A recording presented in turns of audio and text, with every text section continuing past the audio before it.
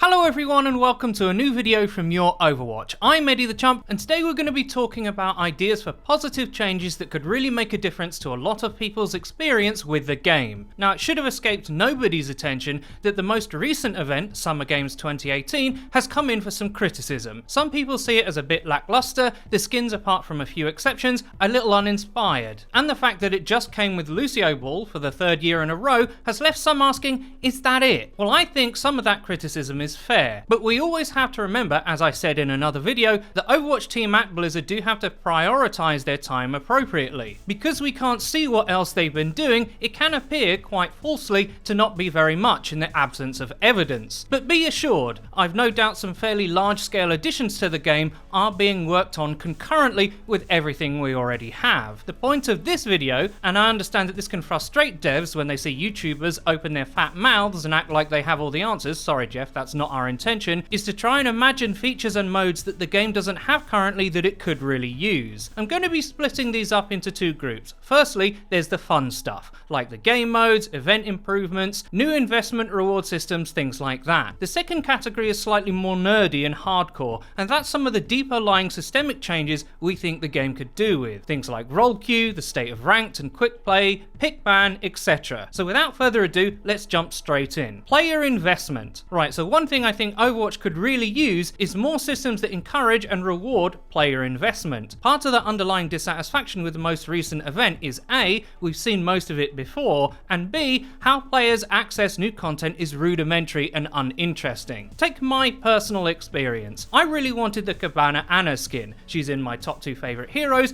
and she's making a comeback. Now I had the credits to straight up buy the skin, so that's what I did. That was the limit of my Summer Games investment. All this event meant to me was a time window in which I could purchase one skin. I do like the D.Va Wave Racer and the Winston Catcher skins, but I'm given no incentive to chase them really. I could buy loot boxes, but I'm not motivated to do that in a meaningful way. It's very much a take it or leave it kind of deal, so I left it. Here's the thing about events and new cosmetics, we all want these things to be free to a certain extent, but they never are. To access them, you always have to pay in a sense, whether that be with loot boxes or raw playing time and credit accumulation, etc. What I'd prefer is actually a more direct and fair way for the consumer to take part. I think an event pass that's reasonably priced, which also came with challenges to unlock all the event items through in-game activities, would be something that could work very well. Say Summer Games is $20. In that are all the skins and sprays and voice lines and all the other cool stuff. But to unlock them, you have to play the game to do specific things. Take the Cabana Ana Legendary. Well, you pay your $20 and to get it, you have to sleep 15 enemies in competitive accumulatively over the course of the event. To get D.Va Wave Racer,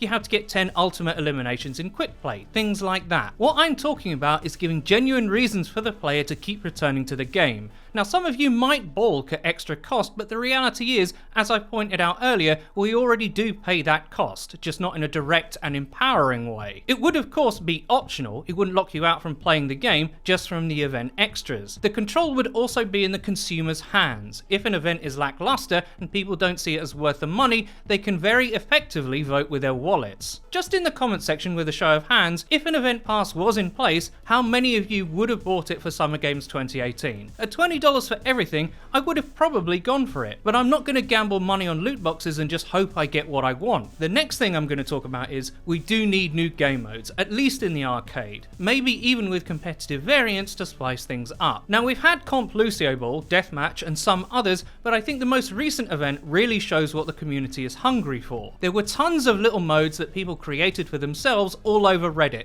that displayed creativity and a sense of fun. Pulse Bomb Tennis was a particular favourite of mine, and of course, Blizzard really missed an opportunity not including Hammond Bowling this time around. Even an Overwatch prop hunt mode would have excited people. We banged on about clans and guilds for over 2 years now on the channel, and we still believe in their validity. Inter-clan matches would definitely be hype. Things like tryhard weekend 6v6 tournament modes would give friends a reason to all be on at certain times to play together. It's not easy currently to just play in a group, even if you want to. People have different schedules and there's no real reason to do it outside of preferring the game in that context. Overwatch doesn't do quite enough to bring players together in fun ways. We think that needs to change. LFG and endorsements have have made the game better for sure, but there needs to be more impactful additions to the game like that really cater to how people actually want to play the game. Private match servers don't really do the job for me, if I'm being honest. I'm not saying they should be removed, they're good for certain kinds of practice like Widow headshot servers, but there's too much in the way of players who just want to jump on and have some fun. All of this brings us neatly to the second part of the video, which is about the more structural changes the game could really do with, so let's get into that. Casual versus hardcore. Now I'm going to frame this by saying a statement that I think is fair. The delineation between how the game accommodates both a casual experience and a hardcore one is not defined sharply enough. By that I mean there is no clear difference between this mode I play for fun, this one I play to try. Both audiences get served weaker experiences because essentially the two are so close together. Let's talk about quick play versus ranked. Why is the supposed casual mode played with comp rules just in a less rewarding way? Why do we play just one side of Assault in quick play, a game mode which is arguable isn't very good for how people actually play even in ranked? A lot of people play quick play precisely to get away from the stress of ranked, yet we play the same game modes which are ill suited to stressless fun. A lot of the time, quick play plays quite strangely. Sometimes it's a real match where both teams are actually trying, but more often than not, one team has a bunch of people just wanting to play a hero they like, whereas the other might be an LFG group that's picking actual team comps. Almost sounds like ranked, right? I'll get to that in a minute. I'm not blaming either side of that equation, by the way, I just don't understand why it's even a thing. Would the game not be better served by having casual modes that were actually casual? Quick play plays like TDM,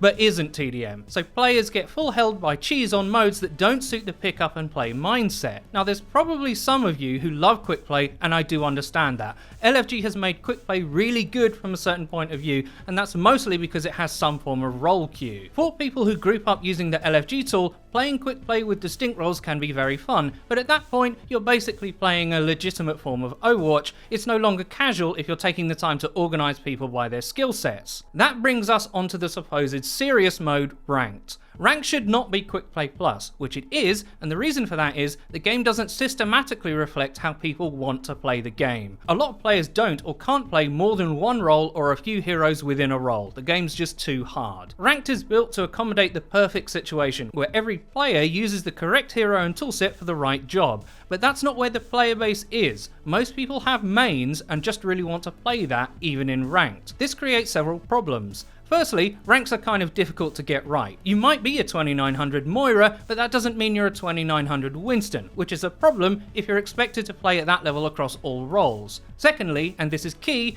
people play as if there is a role queue, as I've described, but there isn't, so we all end up in matches that are lopsided skill set wise. There's no point building for the perfect scenario where everyone is a flex player when the reality is that we are categorically not. The reason Blizzard has traditionally been hesitant to implement any kind of restrictive structure is because they don't want to place limits on players. They want you to be free to change your hero at any moment based off what you think is needed at the time. That's the core of the game as they see it. But the actual player base is crying out for a more cohesive and structured experience by their inherent behaviour. We don't need perfection, we need more quality matches. Role queue would deliver that. Loads of other games have many different types of queues, particularly MOBAs. Overwatch has just one comp queue and it doesn't serve anyone. It doesn't serve people who just want to one-trick their favourite hero, and it doesn't serve players who want to be more organised. This is why you get those matches where your team has 4 healer mains and the other is running full goats on King's Row. How is that even a game? It's not, and that's why ranked drives people crazy. The mode is lagging behind the reality of the player base. Role queue needs to happen, and if I'm being really honest, a proper team queue does too. A tryhard mode needs to say to a player, this is serious, pick your best heroes and play as hard as you can. Not, this is a lottery,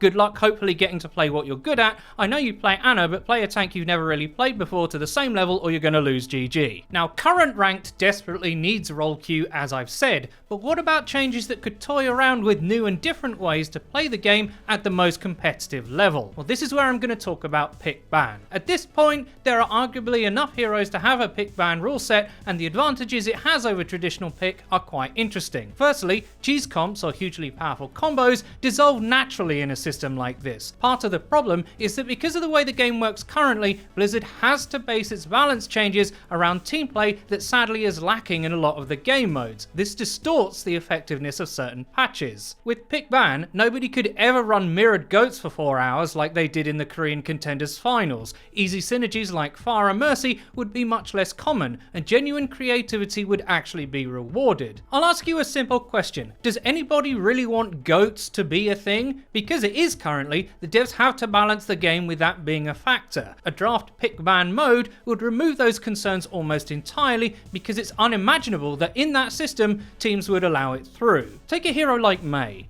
Even with the buff she's had, any smart player would immediately pick Pharah against her because they can just do that. Mei as a hero will always be held back by the fact that one of her hard counters is instantly available. If you could just change your hero in the middle of a match in a MOBA, the game would be ridiculous. Then hero variation and tactical creativity would rise. Say there's 6 picks and 3 swaps allowed per team. Then there's a narrative that can build as each team tries to outthink each other. The reason we get so many metas in the game that become stale is because reliability is the meta. Whatever is the most efficient thing to run at any one time takes over, and we all end up playing matches that are essentially the same. Risk is punished way more than conformity. The recent example was double sniper Zen Mercy for a long time. That's now changed, and it will be the infiltration meta with Sombra for a while once everyone adjusts. I think a separate pick ban mode, at least to try it and see how it functions, could be great for the game. It breaks the whole pick what's right at any given moment aspect of the game, but at this point we just like to see what would happen. I know the concept of denying picks is a fairly earth-shattering concept, but for top level competition it could be amazing, and these things aren't as written in stone as you might think. Initially the idea for the game was to have both teams have infinite pick, and that was terrible. As for that people can't really play more than one role factor, it's very unlikely that you'd ever have all your heroes banned in a single match. I can certainly see how it would need some experimentation, maybe an arcade version first, then its own little comp mode as a trial, but I definitely give it a go. Let me know in the comments how you feel about the topics of today's video.